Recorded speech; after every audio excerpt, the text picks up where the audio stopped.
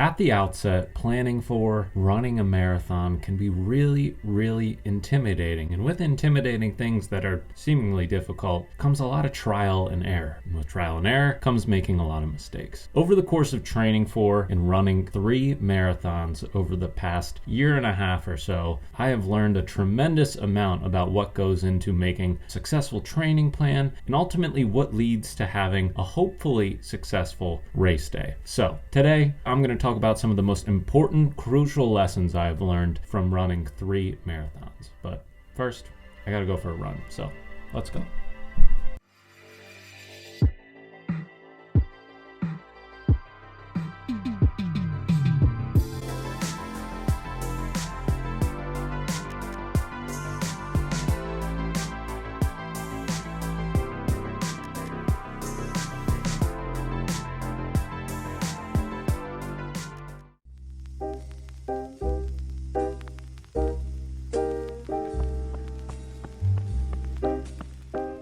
So the first lesson I learned is that whether you're just trying to finish the marathon or if you're going for a specific time goal, you need to have an easy to follow and specific plan when it comes to training, when it comes to knowing, should I run today? Should I not be running today? If I am running today, what kind of distance is it? What kind of effort is it? Is it an easy, conversational, jogging pace kind of run? Or is it a workout? Am I doing intervals today? Am I going for a long run today? If you can just sketch out a very easy to follow, simple plan on a day-by-day, week-by-week basis leading up to your race, you won't have as much trouble sticking to the plan and following it the way it's intended to be.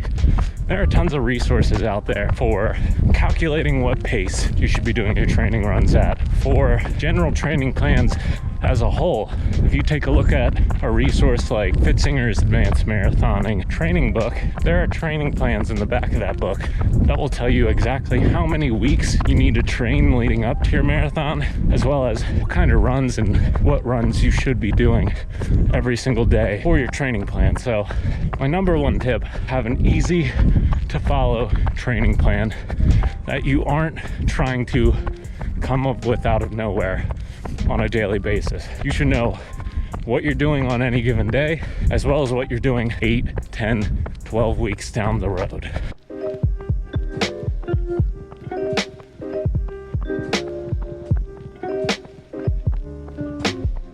So lesson number 2, you have your training plan now. Second biggest tip I have that I've learned, stick to it. Work obligations, family obligations, life in general might get in the way. You might have to shift your schedule around a little bit. You might have to move your Wednesday workout to Friday, so on and so forth. That's fine. But each run has an inherent purpose.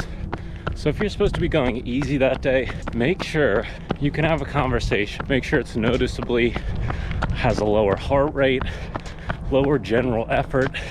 You should be able to really compose yourself, run with good form, be able to breathe easy when it comes to your easy runs. And you do that so that on the days that you have your workouts, you're primed, you're rested, you're recovered, and you're ready to really lay down some fast paces that will give you your best chance at reaching your goals on race day. Ego is going to get in the way, Strava is going to get in the way.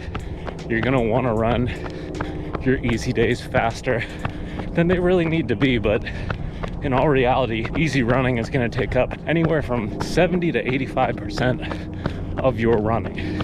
And it might feel boring, but there's a reason to that. It's so that on your race days, on your workout days, on your tempo days, on your threshold days, you are feeling as good as possible and as ready to run fast as you possibly can. So make sure when you go through the trouble planning out this long training plan that you're actually following what each run prescribes for you on that given day.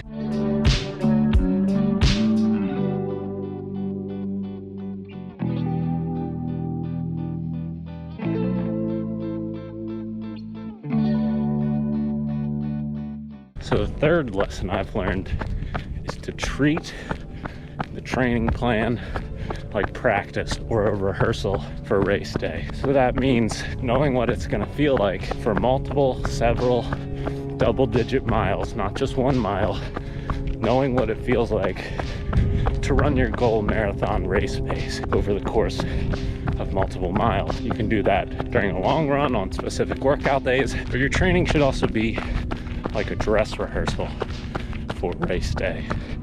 So you should know what hat you're gonna wear, what sunglasses you're gonna wear, do they fit on your head right, what shirt you're gonna wear, is it breathable enough, what shorts you're gonna wear, making sure they don't chafe your legs, what socks are gonna prevent blisters, whether your shoes feel good or fit right. You should try everything you're gonna wear on race day during your training, specifically during the long run. This also goes for what your race course is gonna look like. So if it's flat, make sure you're practicing what it feels like to run at a consistent pace on a flat course. Marathon course is hilly. Make sure you do some long runs with some miles at race pace on rolling hills so you know what it feels like to work that hard on hills. If you plan on taking hydration and gels with you, have a plan for how you're gonna carry those things. Generally, control the controllables. You can't control how fast other people are gonna run. You can't control what the weather's gonna be on race day, but you can control how you plan, prepare for those things. 7 easy miles banked. Fourth lesson is going to be all about nutrition. This one's so important, I'm going to need to go sit down for it.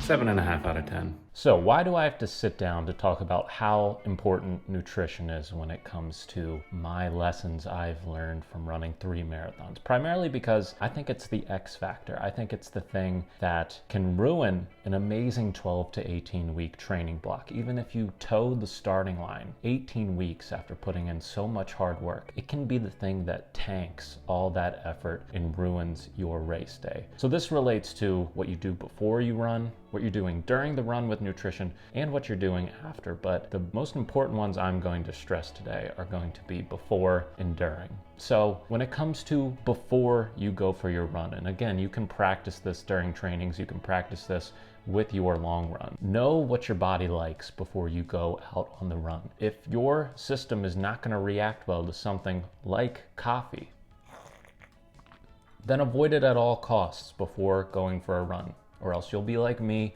and you'll have to waddle back to your house from 5 miles down the road, contemplating whether or not you should call your girlfriend to come pick you up because you might have an accident in somebody's yard. Just avoid the things your system, your stomach doesn't like. For me, I have saltine crackers, I have plain bread, I have a banana, things that I know my stomach will accept, be able to digest easily, and give me some energy during the run. And then while you are running, know what your system reacts well to. I would say from all the people I've talked to, from all the people I've learned from, on average, you're gonna have anywhere from 5 to 8 gels on a marathon run. So whether you're using gels or something like a hydration mix in fluid is up to you. I personally find gels really easy to carry. I used GU salted watermelon gels during my last marathon. And you can see here, if you want to pause for the nutrition label, has plenty of sodium, electrolytes, carbs, and calories in it to kind of supplement the hard work you're doing during a marathon. These sat really well in my stomach and in my system throughout training and during the race, so I'll definitely consider them in the future. But this took so much trial and error to find a gel that sat well in my stomach, quickly digested, and gave me energy while I was running. So make sure that you are trying different gels, trying different nutrition tactics with hydration mixes like Tailwind, which I've talked about in a video before, like GUs, like other gels, so that when you are standing there on the start line on your marathon race day, you know exactly how often you're gonna have a gel. You're gonna take a GU every 4 miles until the race ends, and you know you're gonna supplement your system for how much salt you lose through your sweat, through how much energy your muscles are expending through 26.2 miles. Know how often you're gonna stop at tables to pick up water, or if you're gonna carry water on your own. Know exactly how you're gonna control everything related to your nutrition, because again, it has affected me on race day before. I would say it is most often the thing that negatively influences people who are shooting for a specific time, especially when those times are fast. Nutrition is so important. So try it out during long runs, trying out during training, and make sure you know exactly what you're gonna do on race day. And my final tip is gonna be to let go of your ego. because sometimes things are gonna go wrong. You can't let your ego and your pride dictate everything that's going to happen. But this spans across a number of different areas when it comes to training and racing. So when it comes to an easy day, when you're on week 16 of a training plan, you're on your peak mileage week, your easy pace might not be as fast as it was when you were doing lighter mileage and you were feeling so fresh. Make sure that things feel easy on those easy runs and that you are taking care of your body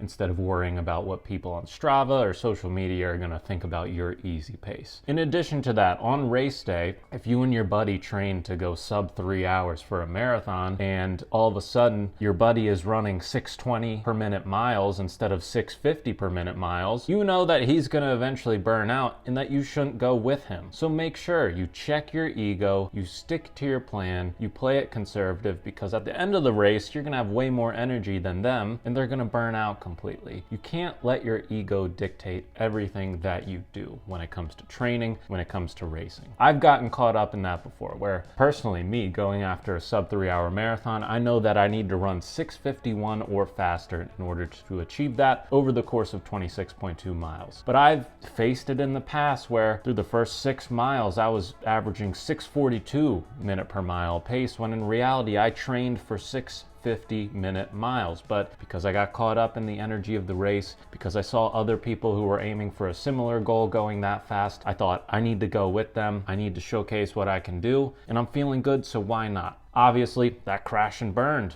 13, 14 miles later when I realized I had burned a ton of matches at the beginning of the race. You need to stick to your plan, race your own race, train your own training plan, and make sure you're taking care of yourself, you're sticking to your goals, you're not caring what other people think about what you're doing, and you're doing it for yourself. Because in the end, finishing that race, feeling good about what you put out there, is going to be way more important than you having a really quick third mile on your marathon. Make sure, all in all, you're having fun with this thing. So there are definitely some specifics that we glossed over during those 5 lessons that I learned from running marathons, and I look forward to taking them into the future when I eventually run my 4th, my 5th, my 6th, and so on and so forth. What are the top tips, the lessons that you have learned from your training, whether it's been 5K, 10K, half marathon, full marathon, whatever it's been? I'd love to hear the best advice you have for others who are getting into running and are looking to train for a race. Let me know down in the comments. Make sure you leave a like, subscribe. We'll catch up next time. Peace.